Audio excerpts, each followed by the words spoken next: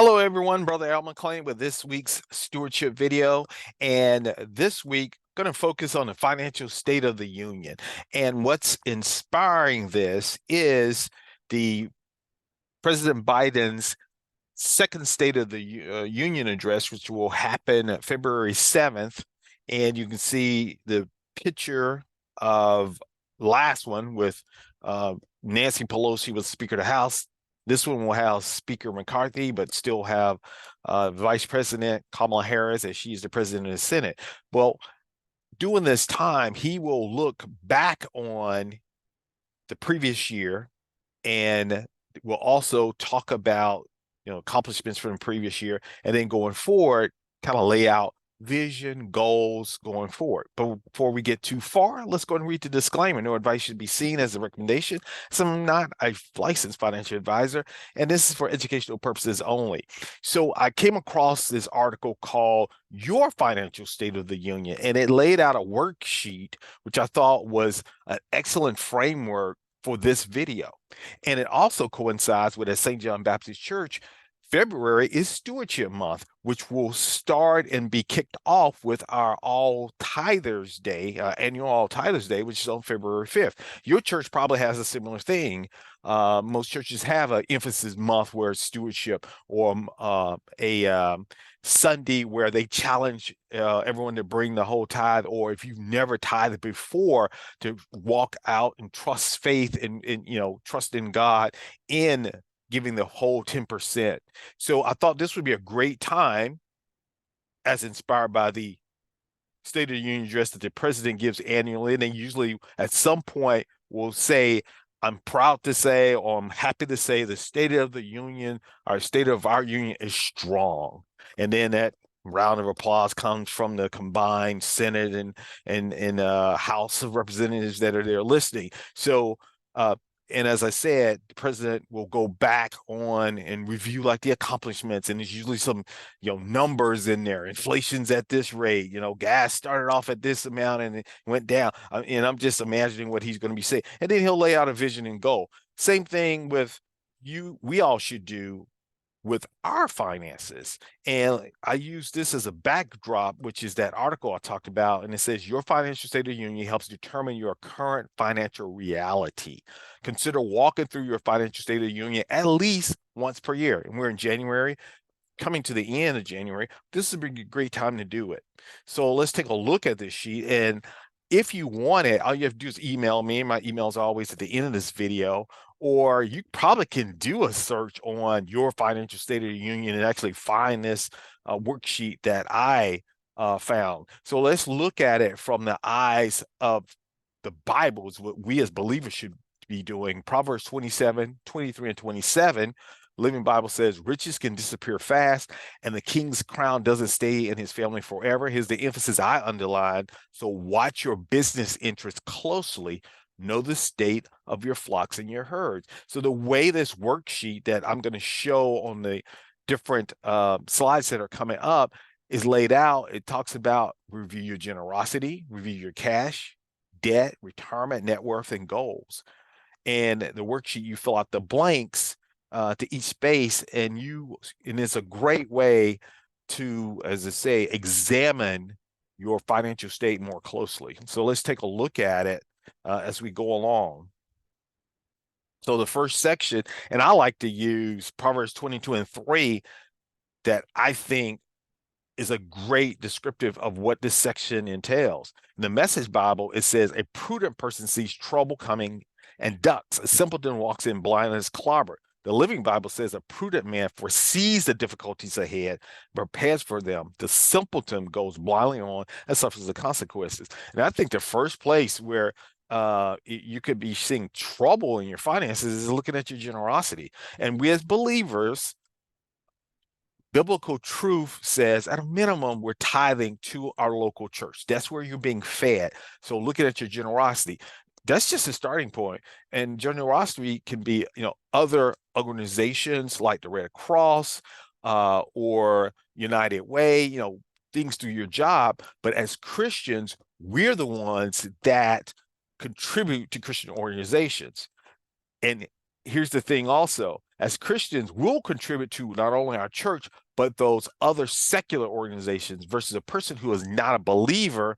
They're not going to contribute to church most times. I mean, in fact, it's a rarity. They're all going to do the, save the, pet and the SPCA, and all those other charities that are secular, but Christians, we give the Christian obligation to our church, but also we'll give to others. So this is your full looking at your generosity. And I'll say, that's trouble as Christians if we're not first honoring God. Then you review your cash, look at your debt. Another thing, is my debt starting to rise based on the credit cards? And we know interest rates are going up. Statistics, and I think I'll look at that next week, showing that there's been a parabolic just increase in spending and people placing things on debt. I was talking to someone the other day about a car they bought that was $42,000. It was I think an Equinox or something like that, but they were like, it's still a Chevy, it's still. And then look at your retirement. Am I putting enough retirement away? If I'm in retirement, am I going through it too fast? So look at those. Those are your first 4 steps. The next, want to look at your overall net worth. And again, I go back to that scripture, Proverbs 27, 23, and 27. I put a different emphasis on it. Know the state of your flocks and put your heart into caring for your herds, for riches don't last forever. And the crown may not be passed to the next generation. So you want to look at, what's your net worth? And that's simply taking your assets minus your liabilities, and you can come up with that net worth number. And then finally, as I was talking about the State of the Union, the president does, he starts, painting a vision and looking forward. We should have goals and visions for our families and individuals. Habakkuk 2:2, an Amplified Bible says, then the Lord answered me and said, write the vision and engrave it plainly on clay tablets so that the one who reads it will run. And what that means is these should be prayer-based, biblically purposed, God mission goals that God has laid on your heart. And when you look at those, and you should visit them on a regular basis, you and your family, on a regular basis, so that you're inspired and you run toward them, right? You're inspired toward them. So then that's step 6. And that's your financial state. So we'll transition over to January 30th, week of earnings. Whisper earnings is what I use. And you can go out, and I've said before, for those of you who are new, you can go out and follow this. You can just see this little web link, and you could subscribe to it. And I get this every week. Looks just like this and tells me what are the earnings coming up. And we are in the thick of earnings season, as I said before. So the market will most likely move this week. Why? Because you have companies like ExxonMobil reporting, AMD, General Motors, McDonald's, Meta, which is the old Facebook, Amazon, Alphabet, which is the old Google we know it by. All of these are reporting. Apple. This is going to move the market. If it's good earnings, but they start looking out and saying, well, our forecast is weaker, it could cause the market to go down. Or if it's solid earnings, they beat the estimates, and they're saying, hey, we see, average growth, but, nothing to be necessarily concerned about. You may see the market like it did, and then we'll see it on our, chart as we always look at the end, how the market had a rally. So this week, a lot of earnings, good earnings being, good companies being reported. So let's look at, as we always do, look at the chart. We can see we're still in a downtrend, but we're starting a rally for sure. And these lines drawn here, done by me, they represent, support if it's sitting on that line, and resistance if it's, going through. So we're sitting right in an area of resistance for QQQ, which is primary technology, smaller companies. And we'll see if it punches through based on probably the earnings reports that we get next week. And then SPY is the exchange traded fund for SPY, Fortune 500 companies. It went through the last part that was resistance, and it's kind of sitting on a support, and that's the next level. There's a resistance. So could be, starting a rally, but we're still hearing people report we're having solid earnings, but they're still saying recessions are on the horizon. And you heard several companies, IBM, Salesforce, that were reporting. Mattel was one of the first I heard that wasn't a technology. Generally, it's been technology companies reporting layoffs. That's usually when you're in the start the recession, companies start laying off. So haven't shown this in a while, but this is a chart that I get through a paid service called Market Chameleon. I'm not advertising for them, but I'm just letting you know this is not a chart you probably can get that looks like this. But what I want to do is pay particular attention to the year-to-date numbers, because I had a friend years ago who said that he had done some studies and said that the first 4 to 6 weeks of whatever sector is reporting, if it's strong, it tends to remain strong through the remainder of the year. The strongest sectors now are XLC, which are in the communication service, and we've talked about before. Go out to etfdb.com. That's etfdb.com. You can put that symbol in there and see what companies are in that exchange traded fund symbol. Here's consumer discretionary. So these are the two highest so far, and we're almost, I'm doing this right on, January 28th, basically a month into 2023, and these are the two highest. I think this is intriguing here. Is it time to go back into technology? It's at 9% up year to date.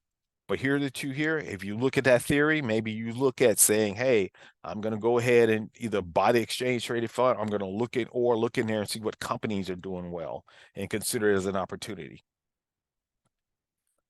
So I want to close out with a screenshot from our Fresh Start financial emphasis area that we had on January 24th. And who you see speaking here is Rochelle Glover.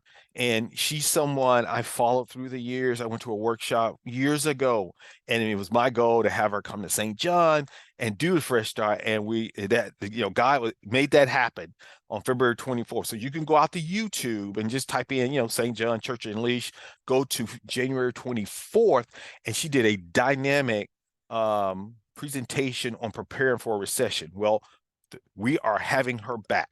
So be on the lookout for the exact date. It's going to be in March. We're going to make sure we nail down the date. It's probably going to be the latter part of March, but we're going to do a financial workshop projected to be on Saturday in person. We'll probably also look at, streaming it, but for sure we want to in person about 3 hours with Rochelle, and I promise you be dynamic. But go out, if you don't believe me, go to the January 24th YouTube Fresh Start, and you can see her and our own Deacon Rodney Johnson, for those of you who are at St. John. And he was talking about, preparation. Are you prepared? Are you fully insured? So I wanted to just feature Rochelle at this time because we have a workshop coming up, but also our own Deacon Rodney Johnson. Those of you at St. John have heard him before do presentations. He's outstanding. He had a portion all came after Rochelle at that Fresh Start, in which he was talking about insurance. So that ends this week's stewardship video. And as always, we'll do this next week. Can't wait to see what the earnings are going to offer. If you can see on the little video, I'm not wearing my Cowboys paraphernalia. I'm still a Cowboys fan through and through, but we did not win. We are out of the playoffs. So I'm still going to have a good week, as my pastor say, and have a yabba dabba do good time. But as we always say on the stewardship video, remember, Jesus is Lord. Therefore, he is the owner and the creator and provider for our finances and sustainer, but we are his faithful stewards. Therefore, we're following his particular principles when it comes to his finances. So we will see you next week.